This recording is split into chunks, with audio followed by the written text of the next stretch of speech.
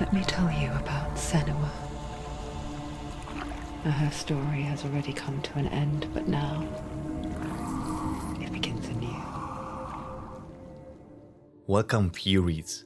Hellblade: Senua's Sacrifice is an award-winning third-person action-adventure game released in 2017 by Ninja Theory. The title got an official VR version a year after release, which is a bit surprising as the game is not the first to come to mind when thinking about flat games that would benefit from a VR port. It is a third-person game after all, and the VR version does not change that, and it does not support motion controls. This begs the question, is it worth it? Does the VR version add to the experience of the flat game? Is it worth revisiting the game if you have played the flat version before, or is it worth getting into it if you are new to the franchise? Let's find out, shall we? Senua, prepare yourself for Ragnarok, for it is nigh.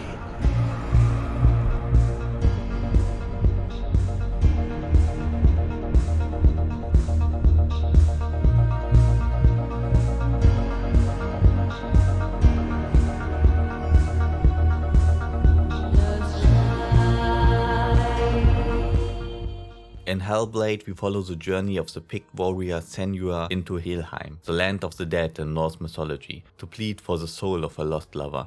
Though she has obstacles to overcome on her journey, she is mainly struggling with her inner darkness and the voices in her head, referred to as the Furies, always doubting, always questioning her decisions.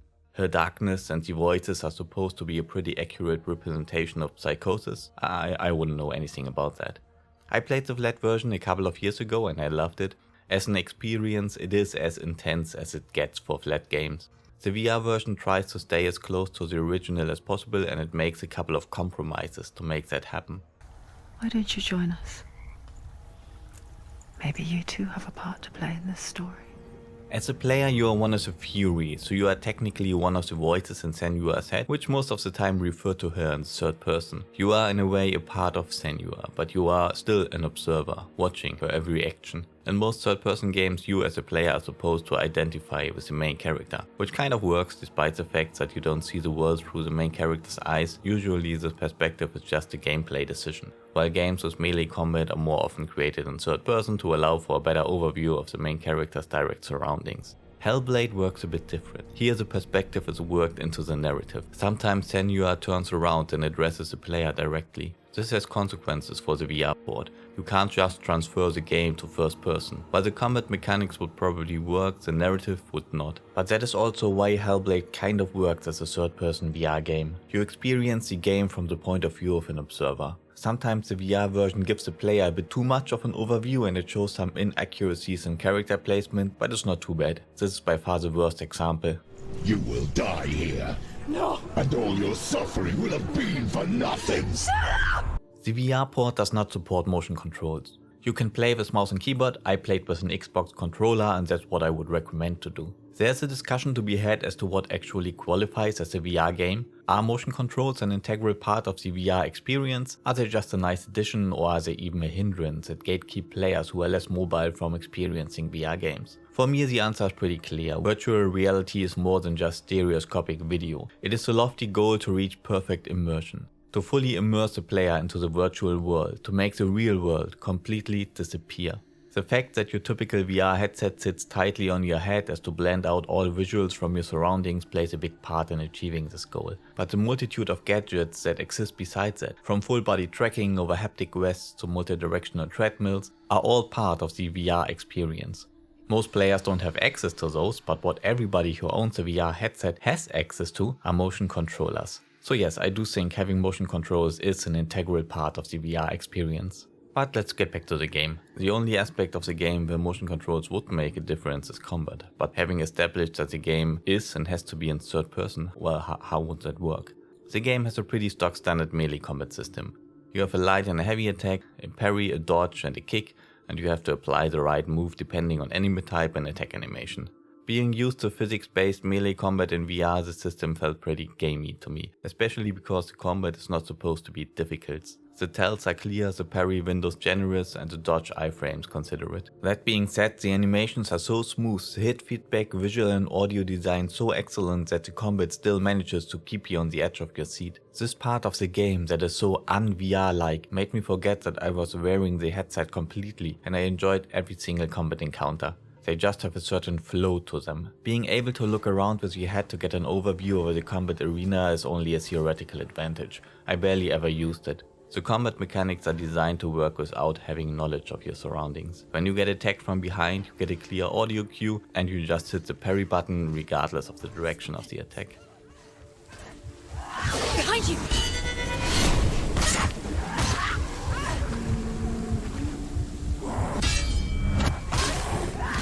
In any case, combat is not the main focus of the game, it's all about the journey. The inner and outer journey into the depths of hell. This journey is narrated by environmental storytelling, the constant chatter of the Furies, and cutscenes. Most of the cutscenes are pretty cinematic with lots of camera movement. To prevent motion sickness, the view pulls back into a cinema perspective. I think this is a decent compromise. It does not lessen focus and impact of the cutscenes while keeping the stomach content of the players where it belongs. The transition from gameplay to cutscene and back is pretty smooth and does not disrupt immersion too much. There are some cutscenes with only little movements that are completely in VR, and these are among the most intense moments of the whole game. I'll give you what you want. I won't resist anymore.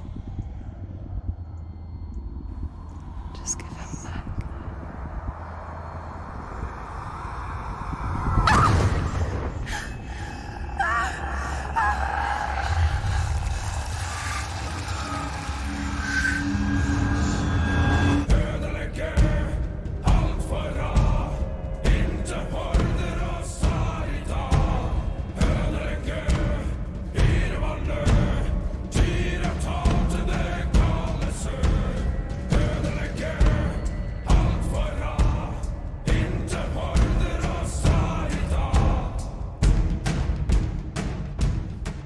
I hope now you have a general idea what the VR version of Hellblade is, and more importantly, what it is not. This is not a full-fledged VR experience. It is basically an enhanced version of the original game. It comes with stereoscopic video at the cost of a bit of graphical fidelity.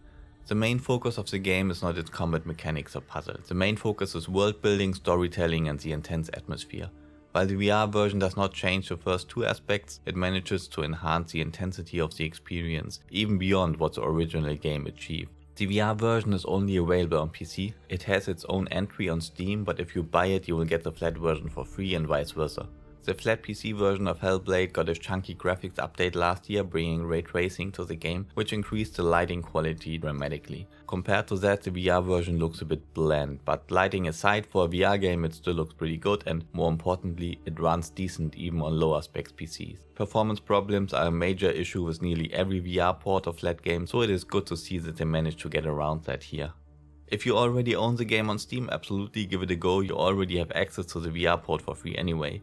If you own the flat version on console, then it's a harder sell. You would need to rebuy the game and it really does not add that much to the experience. If you don't own the game yet, it's a safe recommendation. Even if you don't enjoy the VR implementation, you can just play the flat version instead, and that's fantastic as it is. Hellblade is also on Game Pass for Xbox and PC, only the flat version though, because I don't know, Microsoft doesn't like VR I guess. That's all from me today, thanks for watching and see you next time.